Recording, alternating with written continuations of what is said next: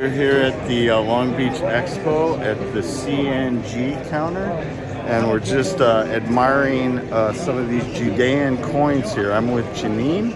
And Janine, can you tell us a little bit about these ancient coins here? Jewish War, 66 to 70 CE. It's from the Jerusalem Mint. It's a shekel.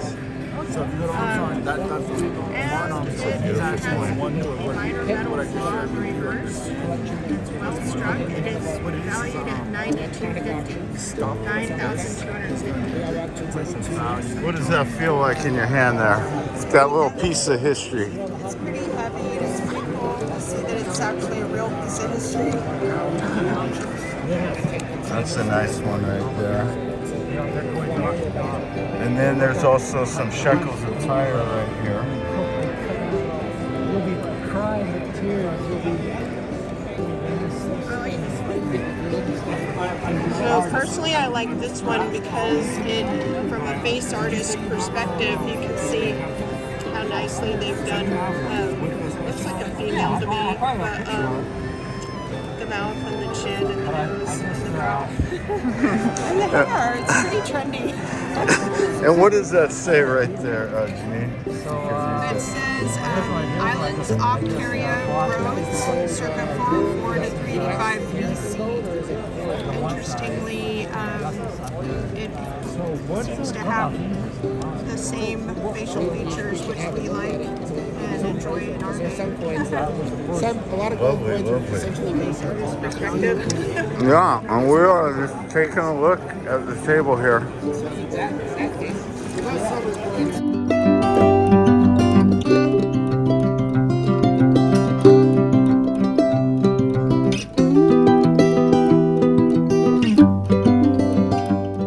First impression here, Janine, at your first coin show.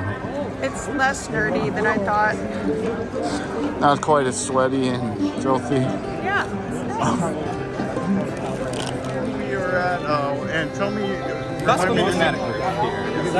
here. Awesome. And your name was? I'm Daniel. Daniel. Okay, perfect. Daniel. All right. So yeah, just looking down here. Yeah, so we're definitely interested in the ancient biblical coins, are kind of our. Yeah, so we have Tyrian Shekel there. What's interesting about the Ptolemies, I think, especially Ptolemy and the Seleucid dynasty, is if you go back and read Daniel 11, the first few verses, about verse 1 to 35, talks about a conflict of the king of the north and the king of the south, which, if you read it closely, tracks historically very closely with the first through sixth Ptolemaic and Syrian wars, which goes all the way from Ptolemy I to the later Ptolemies and Seleucus I Nicator, all the way onward. When you get to the verse, let me actually pull it up here real quick. Oh, excellent. It tracks very closely, describing that conflict in part. Now, there's later prophetic parts of it as well that will detail, what some theologians might interpret to be future. So a lot of folks don't think of Ptolemy and the Seleucids as being biblical, but I think there is a strong biblical connection present. Now, do you have any of the Antiochus Epiphanies 4? Yeah. Yeah, so if you go down in Daniel 11, you'll get references to Antiochus 4. You have a few shekels of Tyre here. Is that right? Let's see what years we have. We've got 3536 and 3738 here. So, your crucifixion year is probably going to be closer to 33. So these might be a little bit later, but some folks do really like to get an example from around 80, 30, 33. Of course, being your 30 pieces, those could have been from any time Tyre shekels were minted up until that point. So, right. But some folks, think it's pretty neat to have the exact year there at 33, 34, 30. Which I think is neat as well. But yeah, I don't see any early 30 Tyre shekels right now. So the ones you have, let's see, I see that one. Yeah. That's a nice sample right there. Might be a slapped one too. That one's 2750. That's a pretty good deal on that. 2750. Yeah, they're not inexpensive coins, but a nice example. They really do appreciate too. I mean, Yeah, they're getting a looks little like more them. scarce Looks lately. like them. Yeah. I don't see the Tyrian Shekels taking it down to anytime soon. The way orders are organized, their administrative state in many ways. You have different satraps of different regions. So right here we have Cilicia and the city of Tarsus, which you might recognize. There's a little connection where Paul is from. So yeah, he was from Cilicia. This is the satrap of Mazaeus, circa 361 to 328. So you've got the L of Tarsus, and then your reverse as well. I think those are neat coins. I really do like Cilician satrap editions. I have a few myself. Pharnabazus is of particular interest to me, just given the Greek connections there. You don't get any better than Hellenica. Pharnabazus charging his horse into the surf to fight Alcibiades. In other chapters of Daniel, you also have very interesting references. Of course, Alexander the Great, the Diadochi. So, whereas some people, go for the Judean lepton for like Neto's mite. You might want a nice denarius for the piece that Christ asked, bring me a denarius, render unto Caesar that which belongs to Caesar. Or also the tax from the fish's mouth. Probably is just a stater, not quite sure which piece. Came in the fish's mouth. Probably a stater. It's about a 10-gram Greek coin. Do you have one here? Yeah, we've got some different staters. One of everybody's favorite staters is the Corinth stater. Got one right here. Not inexpensive, but a cool coin with beautiful Pegasus. Much nicer than the Q-Tishii Republican Pegasus. Pretty chunky. Who else do we have down here? Got a Negatus stater, Cilicia as well. There's another Tyrian Shekel down here. So this is the coin that they found in the fish's mouth. That's what I need. Could have been that denomination, yeah. So, and then I generally think that the Widow's Mite would be a lepton, which is kind of like Hasmonean era. I don't think we have any in the coin shop that are really nice examples. But I do know some are coming up in e-sales, because I saw them when I laid the trays out a few days ago. So, yeah. There's other staters. Well, that's as a Corinth coin, which is popular time. we know the book of Corinthians dealing with Corinth, which was like a port city, kind of like a Las Vegas of the old time. Yep, there's the Corinth Canal now, which made the Peloponnesus into an island, technically. But yeah, that's Corinth. So, yeah, I mean, we also have some neat coins from Troas. You might remember Paul's vision of a Macedonian man that he had when he was at Alexandria Troas, Severus Alexander. So this is provincial. So the Romans let the Greek cities keep making their own coins, but they would adopt Roman iconography to kind of show their subjectiveness, being under the subjugation of the Romans. So we have a little bit later, Severus Alexander's all the way in 222, but it is from the city of Alexandria Troas, which is pretty neat. That's a terrific coin. Hello. The package for the amateur club.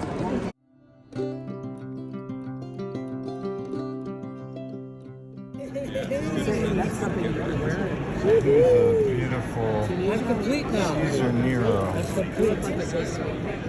Something to wear on the As long as it's not spelled out too. If you're That's right, yeah. First John, I believe it is, Could be, but talking about CNG the also spirit of the makes Antichrist. Many Antichrists have already come, so Nero might be a candidate there. Yeah, for the preterist theology. Yeah, the first century that he was like an Antichrist type for sure. That is right. And the name of the beast is, the number of the beast is 666. That's actually Nero Caesar. Yeah, his name in Latin numeric values or Greek so. numeric. Greek Add up the numeric? Greek numerals, it's 666. Yes. Nero Caesar. So that's 39. I saw a nice Augustus in here too. Yes. Was it that one? Yeah, that's a great. Curious about that. Yeah, we're mainly looking at ancient biblical coins, and Daniel was telling us a little about Oh, what you guys silver, said. That's a large silver Christophorus of Augustus. That's a beautiful coin. Yeah, terrific condition, big silver coin. And that would have been minted in, I think, Ephesus, city of Ephesus in the east. So that's one of the cities, of course, that Paul visited, and he wrote the Ephesians. Also Revelation to one of the 7 churches. Yes, one of the 7 churches. Very good. Is that a common thing to people looking to get all 7 churches in a biblical Found coin? anyone who wanted to do it, but it makes perfect sense to me for someone to want to. You've got Pergamum, Ephesus, Philippi. Easily done then. There are coins from Pergamum as well, yeah. Yeah, Some other- Pergamum, Thyatira, Sardis, Smyrna. All of those cities. And there are a number of people doing Paul's travels, the cities that he visited. Yeah. This is here's a coin of Hadrian from Nicomedia. All those cities in the ancient world struck coins. So you can often assemble quite a comprehensive collection. How about Caligula? Would you have Gaius, I believe? Would you guys have any of those? I do. I know that's kind of a more rare, unusual. Here's a set of all 12 Caesars. Oh, nice. So these are the first 12 emperors of Rome, all represented in silver denarius. So Caligula is right here. So if you bought the whole bundle here, what are you looking at? That's Caligula right there, Janine. This is all 12 Caesars. Scary So guy the in ticketed person you don't price wanna on meet. the whole set of all 12 of them is $97,500. 97,000. Okay. But if you were really serious, you wanted to talk about buying this set, we could do it for Probably somewhat not that less. serious, but There's a little bit of wiggle room at that price. are they ordered like is Julius? Yeah, Julius, Augustus, Tiberius, Caligula. So Julius Caesar right here. It's Julius, Augustus, Tiberius, Caligula, Claudius, yeah. Nero. So during the time of Christ, we would have Augustus, Tiberius, Caligula, and Claudius. I think he was executed in the reign of Tiberius. Yeah. Born in the reign of Augustus, executed in the reign of Tiberius. That's right. And then taking up right here, this one was That's Galba. Also, and Vitellius. Those are all in one year, the year of the 4 emperors. And then Vespasian, Titus, and Domitian. And more US. These are all auction These are coin shop. also it was Vespasian and then Titus in 69, and then the temple, they burned down the temple in was burned 70 down. AD. Yeah. Vespasian was the emperor, but the general leading the campaign was Titus. So he was the one that actually destroyed Jerusalem and burned down the temple. So to do this job, you have to be a little bit of like a historian and an archaeologist, and Does help. yeah. Were you a history major? I was political science, but I did a lot of political philosophy and history. Yeah. I was going to double major in what my school had a program called Great Texts of the Western Tradition. So it was a lot of classics, but it was kind of classical literature, history, theology, and what else would I call it? Kind of a Tell me about this guy, because this is that's a really. Oh yeah, I think I saw one of these just sold for like $80,000 on a auction. The nice ones can be like that. Yeah, they can really go up if someone wants one. Yeah, so there's the incuse of the obverse. So whereas the one side's in relief, that one's incuse on the flank. Oh, that's amazing. So you get a lot of interesting iconography on these coins that are specific to the city. So yeah, that's an outstanding example. Let me look up the fuller cataloging on it, see what else we said about it. Right, punch up. It's got a lot of detail. It is. Gorgeous coin. So whose hands do you think could have touched this coin right here? Ooh. Well, anyone who was dealing in that denomination anywhere from 525 BC until now. So you see the archaic style is very, it's much older. So that's Apollo, but he doesn't look, quite like your classical Apollo. Yeah. With the discus and... Yeah, and he's holding on his hand an extended, what they would call a Greek a daemon, which isn't quite the same as a demon, but kind of like the Arab equivalent, like a jinn, maybe. It's kind of hard to say, but a little spirit being of sorts. Yeah. And then you've got the stag. He's carrying the little guy.